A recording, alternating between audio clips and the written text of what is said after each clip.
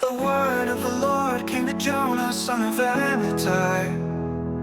Go to the great sea of Nineveh and preach against it, because its wickedness has come up before me. But Jonah ran away from the Lord and headed for Tarshish. He went down to Joppa, where he found a ship bound for that port. After paying the fare, he went aboard and sailed for Tarshish to flee from the Lord.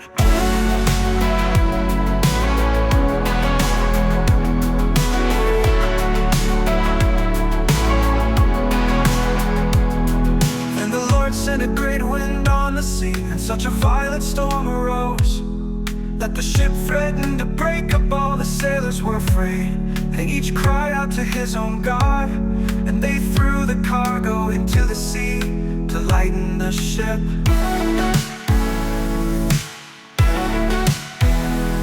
But Jonah had gone below deck, where he lay down and fell into a deep sleep. The captain went to him and said, "How can you sleep? Get up and call on your God. Maybe he will take notice of us, so that we will not perish." Jonah had gone below deck, where he lay down and fell into a deep sleep. The captain went to him and said, "How can you sleep? Get up and call on your God. Maybe he will take notice of us, so that we will not perish."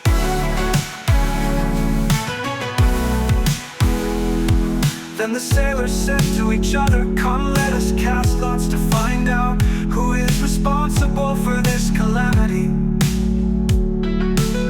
They cast lots and the lot fell on Jonah, so they asked him, "Tell us, who is responsible for making all this trouble for us? What kind of work do you do? Where do you come from? What is your country? From what people are you?" He answered, "I am a Hebrew, and I worship the Lord, the God of heaven, who made the sea and the dry land." This terrified them, and they asked, "What have you done?" They knew he was running away from the Lord, because he had already told them so. The sea was getting rougher and rougher, so they asked him, "What should we do to you to make the sea calm down for us? Calm down for us."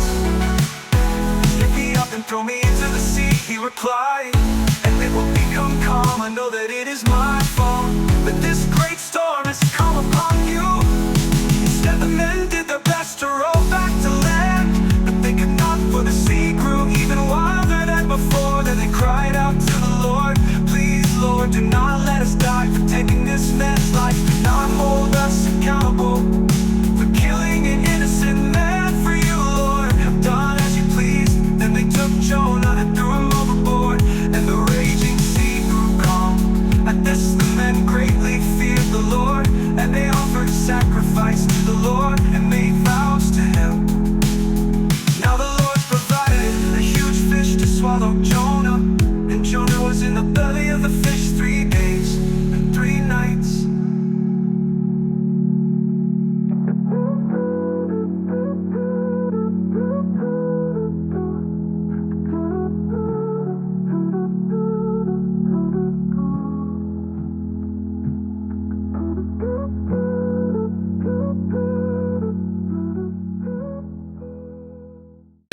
From inside the fish, Jonah prayed to the Lord his God, he said, "In my distress I called to the Lord, and he answered me. From the realm of the dead I called for help, and you listened to my cry. You hurled me into the depths, into the very heart of the seas, and the currents swarmed about me. All your waves and breakers swept over me. I said, I have been banished from your sight, and I will look again toward your holy temple." The engulfing waters flattened me, the deep surrounded me. Ceiling was wrapped around my head, till the roofs of the mountains I sank down. The earth beneath brought me in forever, but you only got my life from the pit.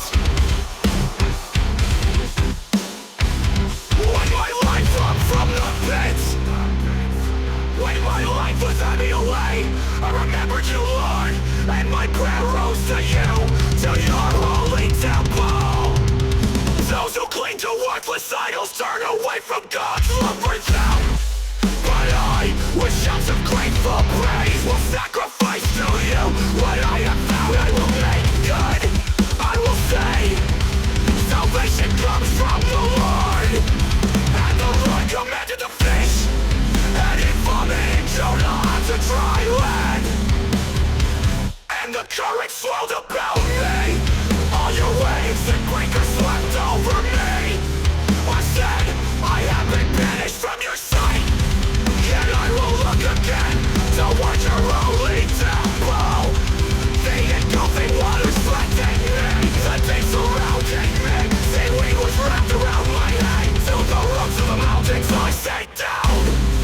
The earth beneath burned me in forever, but you, Lord my God, brought life up from the pit. The things surrounding me, seaweed was wrapped around my head. To the roots of the mountains I sank down. To the roots of the mountains, down the roots of the mountain. Yet the Lord commanded the fish, and it vomited Jonah onto dry land. And my prayer rose to you, to your holy temple. The deep things surrounded me, seaweed was wrapped around my head. To the roots of the mountains I sank down.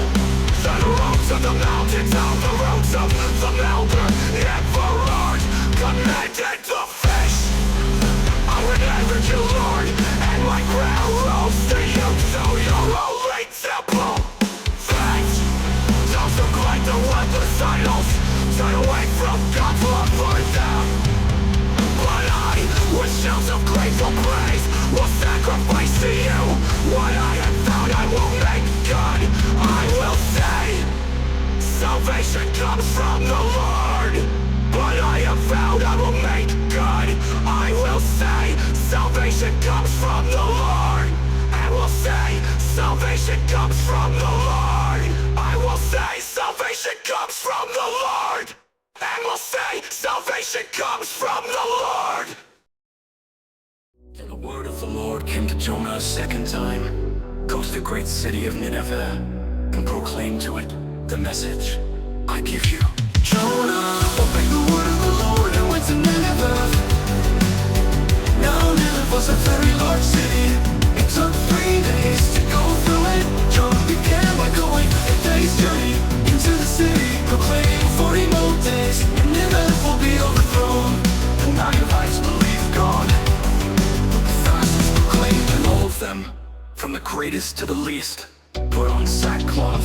When Jonah's warning reached the king of Nineveh, he rose from his throne, took off his royal robes, covered himself with sackcloth, and sat down in the dust. This is the proclamation he issued in Nineveh.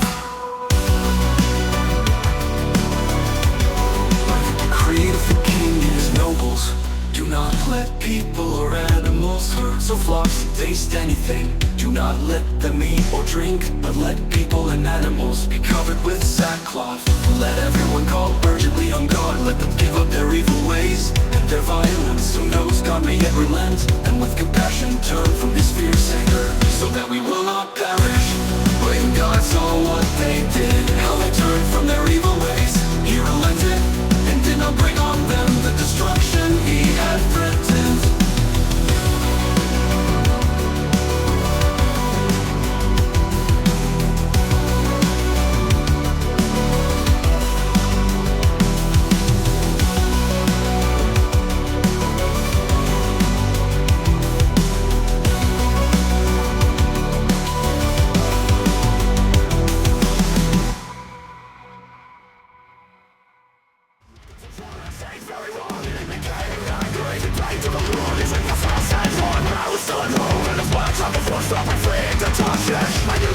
Gracious and compassionate, God, slow to anger and abounding in love. Oh God, who relents from sending calamity. Now Lord, take away my life, Lord. And it's better for me to die than to live. But the Lord replied, this isn't right for you to be angry. Should I go now and sit down in a place he stopped the city? Bury me in some shelter, set it in shade, and wait to see what would happen to the city. Then the Lord God brought